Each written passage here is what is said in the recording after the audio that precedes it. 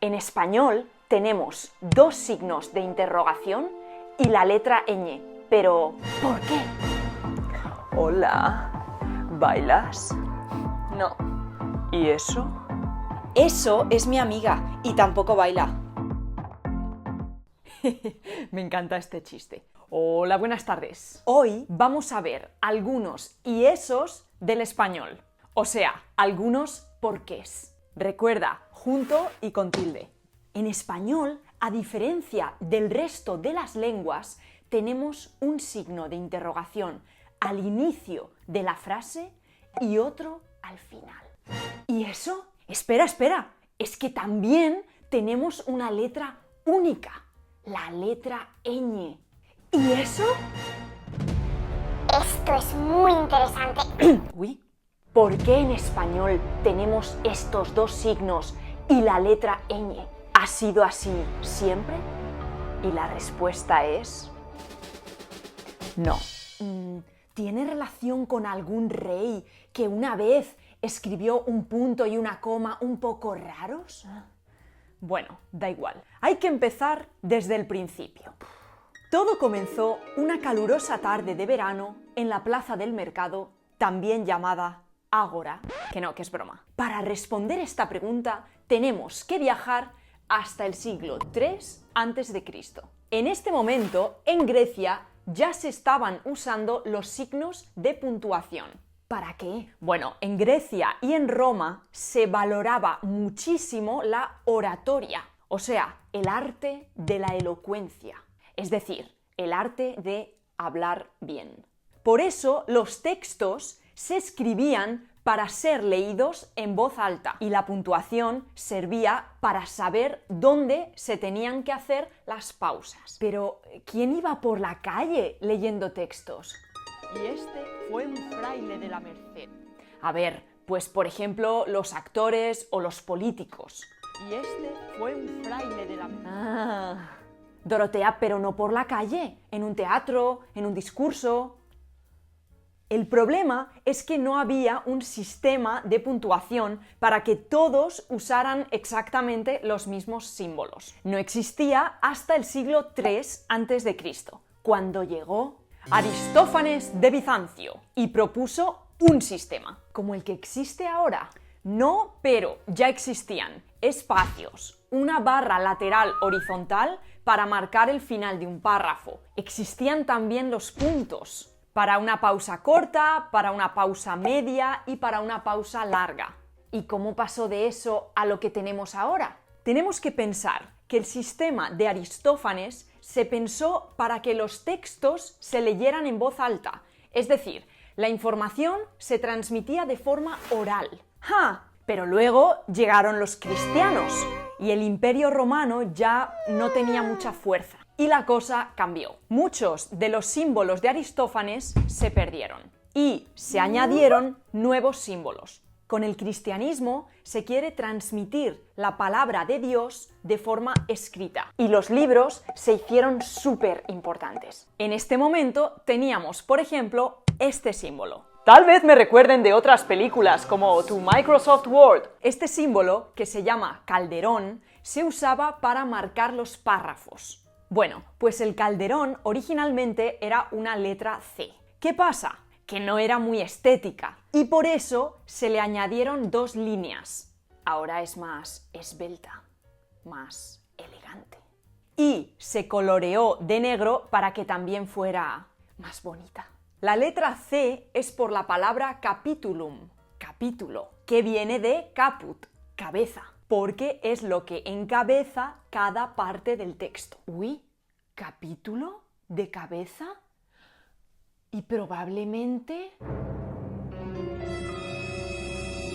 Interesante, ¿no? Pero todavía no había ningún sistema, no como el de Aristófanes, hasta el siglo VII, cuando un español, Isidoro de Sevilla, actualizó el sistema de Aristófanes y recuperó los puntos por alturas. El más bajo era como una coma gramatical y el más alto marcaba el final de una frase.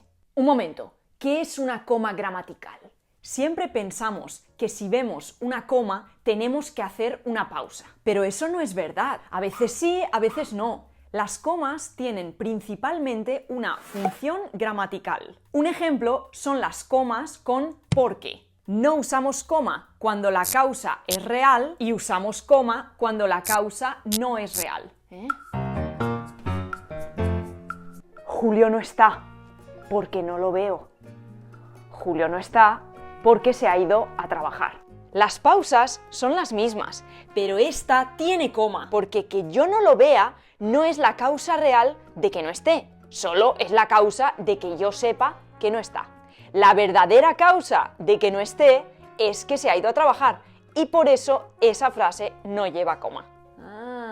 Poco después también volvieron los espacios entre las palabras. Los monjes escoceses e irlandeses estaban hartos de tener que adivinar dónde terminaba una palabra y dónde empezaba la otra. Desde aquí los textos eran súper importantes y la cosa fue a más. Y por eso se empezaron a crear más signos de puntuación. Este terminaba una frase. Este era un signo de exclamación. Este, la barra oblicua, marcaba una pausa. Después se curvó, se hizo más pequeña y se convirtió en nuestra coma actual. Y por fin llegamos a este, que transmitía que era una pregunta. No los he dicho de forma cronológica. El signo de interrogación se empezó a usar en el siglo VIII. No se sabe muy bien por qué tiene esta forma, igual que los otros signos tienen sus formas. Pero hay una teoría muy bonita que dice que es la abreviación de la palabra latina quaestio. Aunque es muy probable que esto no. Hubo muchísimos cambios en la tipografía, pero cuando se inventó la imprenta, en el siglo XV, los signos de puntuación quedaron casi intactos hasta hoy. ¿Pero por qué el español es la única lengua que tiene dos signos de interrogación y de exclamación?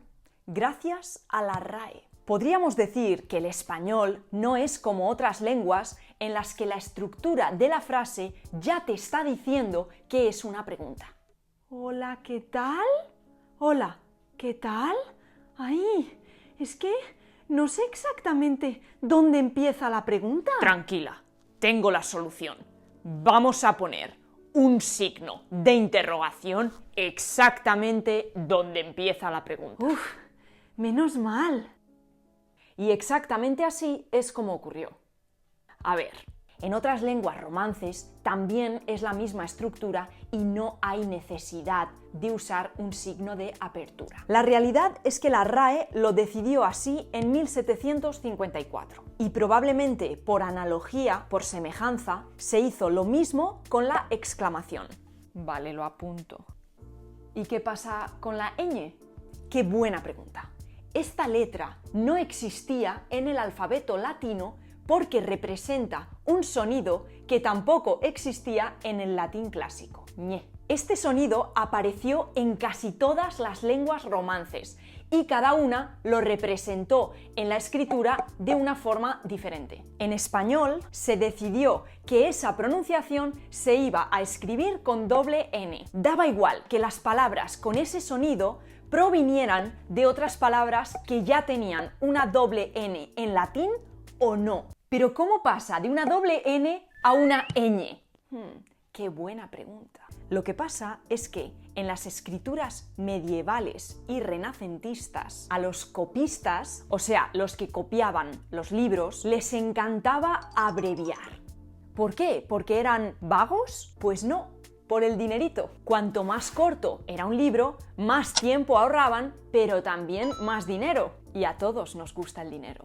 ¿Y cómo abreviaban? Pues de muchas formas, pero una era poniendo una letra encima de otra. Por ejemplo, se podía ver esto. No seáis mal pensados. Esa virgulilla o tilde era en realidad una N, más pequeñita que estaba encima de otra letra. Entonces tenemos la palabra mano y la palabra punta.